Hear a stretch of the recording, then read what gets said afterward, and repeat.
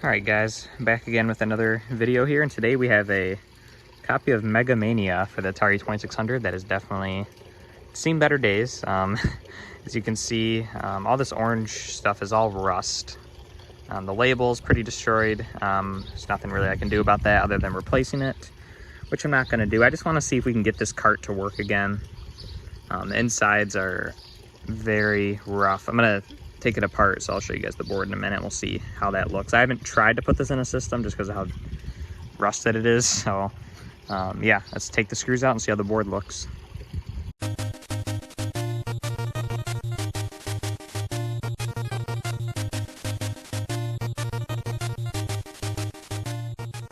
Screws aren't rusted, surprisingly. They look pretty good.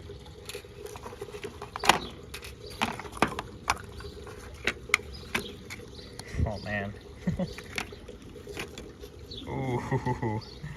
Okay, so the thing that rusted was the shielding over the chip itself. So yeah, as you can see, there's rust everywhere. I'm not too sure about this, to be honest. I have a feeling the chip's gonna be bad, but yeah, let's take the board out here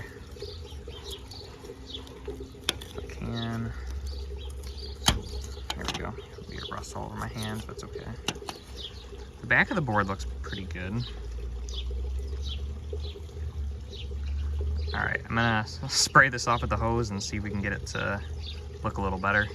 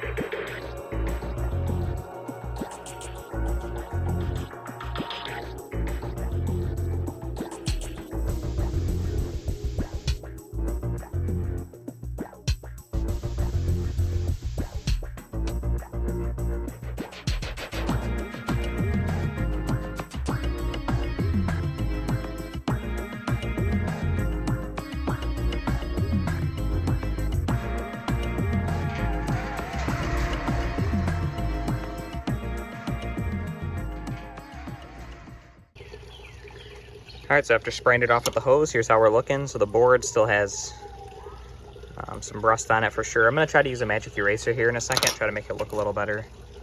Still some rust in here, but it looks a lot better for sure.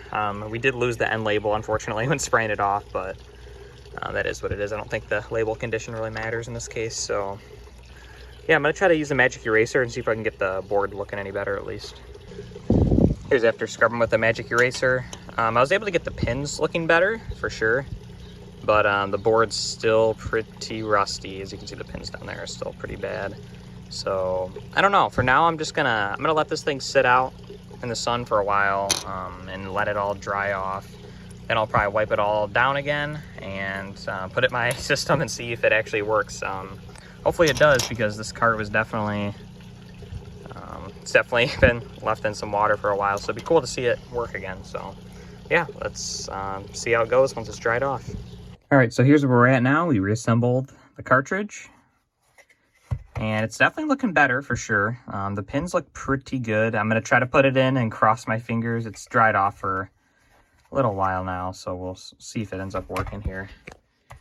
I'm gonna say no, but I mean, no harm in trying. Black screen. Yeah, nope, no luck. Kind of what I figured. Just make sure the Atari's working properly. Yep. So I don't know. I may end up desoldering the chip, and I have like a Atari cartridge that has like an IC thing in it. You can put any chip in it you want. So I may desolder the chip and put it in there to see if the board's bad. But for now, this is a dead copy of Megamania, unfortunately. So okay guys, so this is literally months and months later. I was going through my parts bin, which was down there, and this is where I just threw this cartridge because I couldn't get it to work. I was just kind of going through, and I was about to list a bunch of just random junk lots, and I saw the cartridge again, and I'm like, you know what? Let's take the board out, clean it one more time, the pins. So this is what it's looking like right now. And just give it one more chance. Otherwise, I'm going to get rid of it because I don't want to spend the time trying to fix it any longer, and I don't need it. So I cleaned the pins with the magic eraser one more time. And because I was also thinking last time, I didn't wait a crazy amount of time. I'm like, maybe it just wasn't dried off all the way. So I kind of spoiled the surprise. It's kind of hard to get in without the case, but it freaking works now. So my guess is last time, because I did clean the pins really well last time, my thought was maybe there was some water from last time when I cleaned out everything. This won't focus. Maybe underneath the chip, like kind of bridging some of the pins together. That's the only thing I can think of why it wasn't working before. So yeah, that's pretty cool. So this actually, I thought this was a failure for the longest time, and now I'm gonna put it back together. Okay, I just got it reassembled again. I just wanted to show you guys it working one more time, and I just realized that I'm a complete idiot because I reassembled it, put the screws in, and I filmed this part, and it didn't work. And I was like, what the heck's going on? Because it works out of the case. And then I was looking at the PCB, and I'm like, wait, when I'm putting it in, the board's the other way around than it should be. So I was putting the freaking board in the case upside down this whole time. So it was actually probably working back then, and I just had the board in backwards. So that's pretty frustrating, but it is what it is. I'm glad that I realized it at least. So now, as you can see, it plays. So obviously not a beautiful copy of the game, but at least now someone will get to enjoy it. I'm gonna let it run here for a little bit while I'm working on some stuff, and yeah, pretty cool. So now this game will get to go back in the world, and will get to be enjoyed by somebody, because it is a fantastic game too.